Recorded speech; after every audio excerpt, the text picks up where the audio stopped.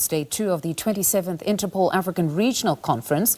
SAPS says the gathering underscores South Africa's commitment to regional and international cooperation in combating transnational organized crime as well as terrorism and other emerging security threats.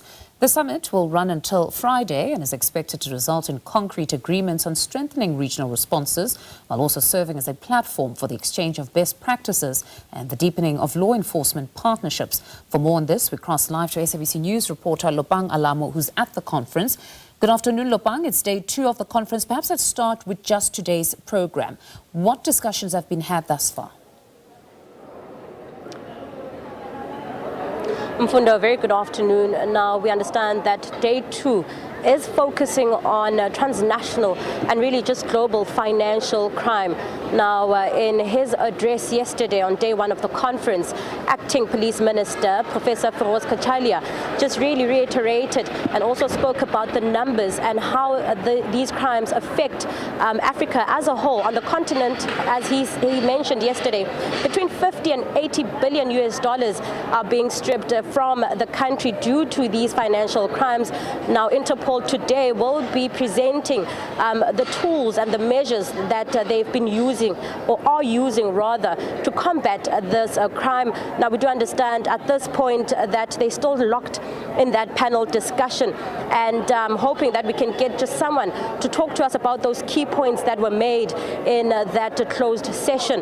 Now, we also do know that these financial crimes are a problem everywhere, globally rather, and now this is where they are trying to ensure that they locate where this money comes from, where it's going to and whom it's for, and also what it funds and what it's being used for.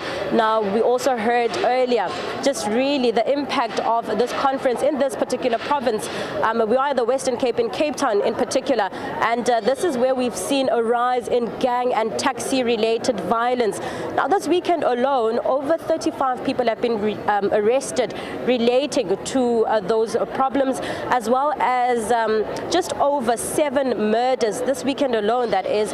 And now this is a growing concern. We spoke to National Police Commissioner Fanima Semola earlier, who reiterated the fact that there are strategies in place that they had to re-look into to ensure that they tackle this problem. And they also mentioned, now this is the police commissioner for the Western Cape yesterday, who said that they see a pattern here.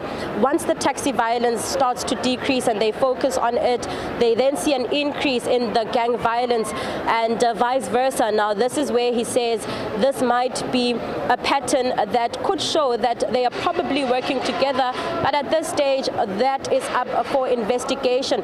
But yeah, we're still outside the conference venue, where we're expecting more delegates to come outside during that lunch break, and perhaps that's where we can just grab one specifically to talk about this financial crime key point that's being heard here today.